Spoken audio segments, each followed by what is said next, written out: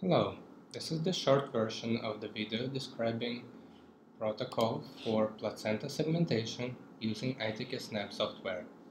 Let's get started. Here's our image of placenta. We load it into ITK-SNAP.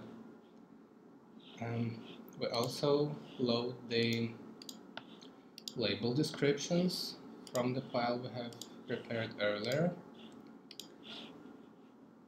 And then we go to the segmentation tool, press segment 3D, and here is the main part of our segmentation process. Here we should give classifier some examples of how different tissue types look on our image. So we give some examples of how placenta looks. This slice and maybe a couple more slices, like here. Just tell him this is placenta because placenta is the red label, so we have the red label active, and we just give some examples of placenta. Then we deal with other labels. Each of them has a name according to some anatomical structure, but in fact it's not that important that we follow, that we create the match between anatomical structures and labels. It is more about being consistent with labeling regions with the same appearance of the picture within the same label.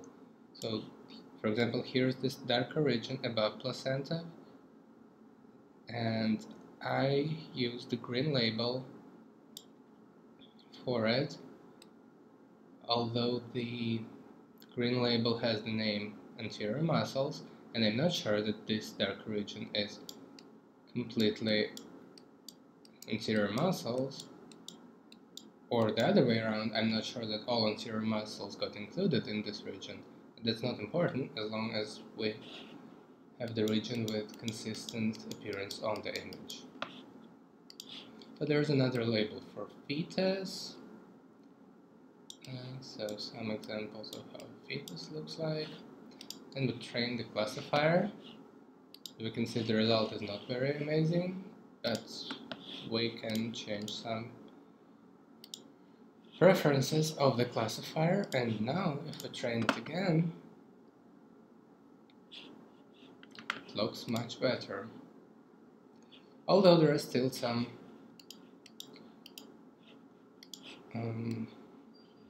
some parts that weren't labeled correctly, some of the non-placental parts that got included into the placenta, and other way around, some placenta that's missing. This process of adjusting labels and adding more or less samples and just trying to get rid of different issues takes some time. Usually it's about 20 minutes to an hour.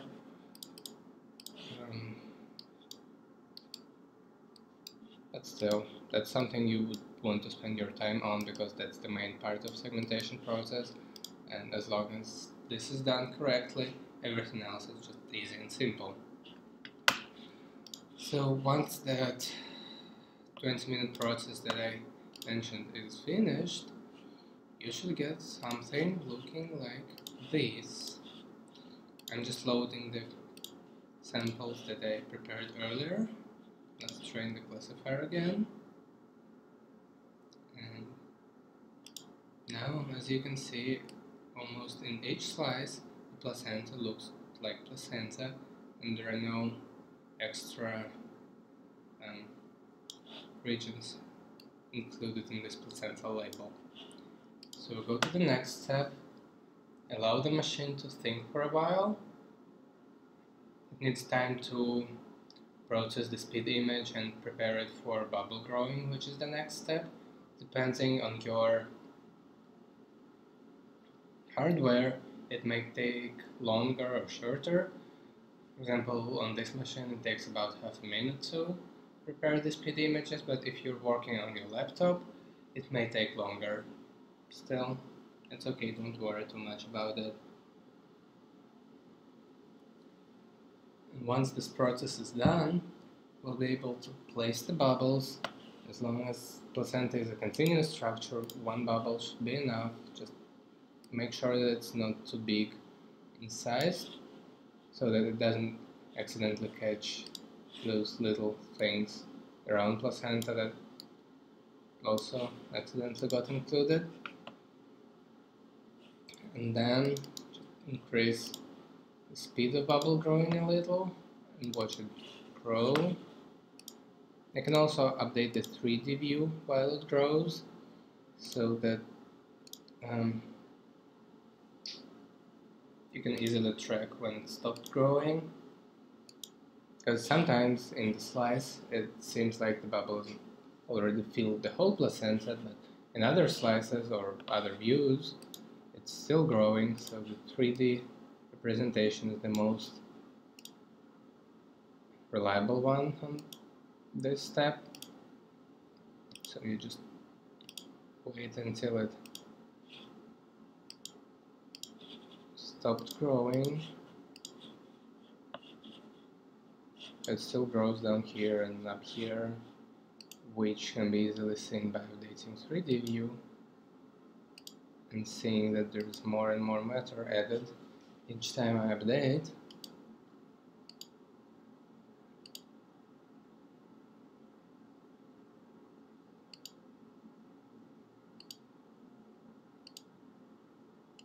It may take a while, but now only small pieces of matter are added each time I update, so I want to say that it's already stopped growing, like especially now when there's tiny bits added, so you can finish the process and then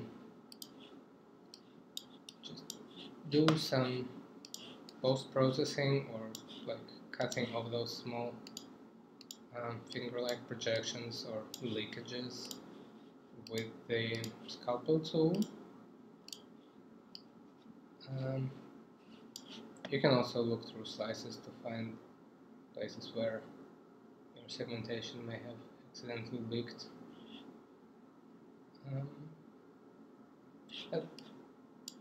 That's the process in a nutshell. You can see that in with this protocol you can get a pretty reliable and nice segmentation for the placenta. Well, thank you for watching, and if you're interested in doing things like this, you may consider watching our longer version of the same video where I go step by step, describing the process again and getting in more detail about how to get the better and nicer looking, smoother segmentation. Thank you.